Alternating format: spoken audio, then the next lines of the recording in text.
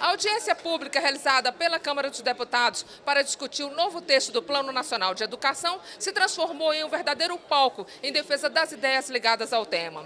Representantes de entidades do setor educacional enfatizaram para o MEC e para os parlamentares que os estudantes querem 10% do PIB nacional para a educação. A destinação de 10% do PIB somente para a educação pública e a discussão nas escolas sobre gênero, raça e diversidade sexual mobilizaram manifestantes durante a audiência pública na comissão especial que discute o Plano Nacional de Educação.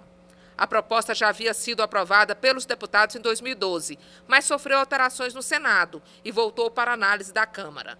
Em relação ao PIB, o texto aprovado pelos senadores determina que os 10% sejam aplicados em educação, mas não necessariamente no ensino público, como defende a União Nacional dos Estudantes, a UNE, e estava previsto na versão da Câmara.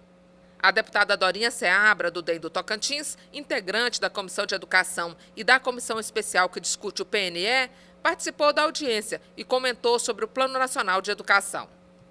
Bom, nosso objetivo ao propor a audiência pública era ouvir as entidades, e foram mais de 25 entidades presentes, em relação ao texto que havia sido aprovado na Câmara e o texto do Senado. Na grande maioria das manifestações, o texto da Câmara sai vitorioso porque representa as deliberações da CONAI e está mais próximo à necessidade da educação. A nossa expectativa é de votar no dia 20 de março. Dia 20 de março, a gente acredita que finalize o processo de votação do texto principal e depois dos destaques. É importante a gente entender que agora o texto vai a plenário. Aí nós vamos precisar do envolvimento de todos os deputados. E é um tema que sofreu alterações que comprometem o texto no Senado, desde o recurso da educação pública, os 10% para a educação pública, que o Senado deixa aberto, permitindo que vá para o ensino privado.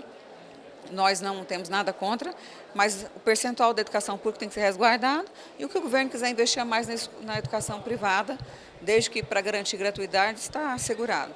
Agora é importante que as entidades fiscalizem, acompanhem e estejam aqui conosco, porque a batalha vai ser dura, os interesses são bastante divergentes, né? O próprio governo tem interesses em relação ao texto do Senado, então nós vamos precisar de ajuda. Outro ponto polêmico que gerou debates exaltados foi o artigo do PNE que trata da diversidade de gêneros. O relatório da comissão deve manter mais próximo da expectativa da sociedade, segundo o relator da matéria, o que desagradou os estudantes e os representantes de entidades ligadas à diversidade de gênero. Mais informações, acesse o site www.tocantinsembrasilia.com.br. De Brasília, Andréa Sarmento.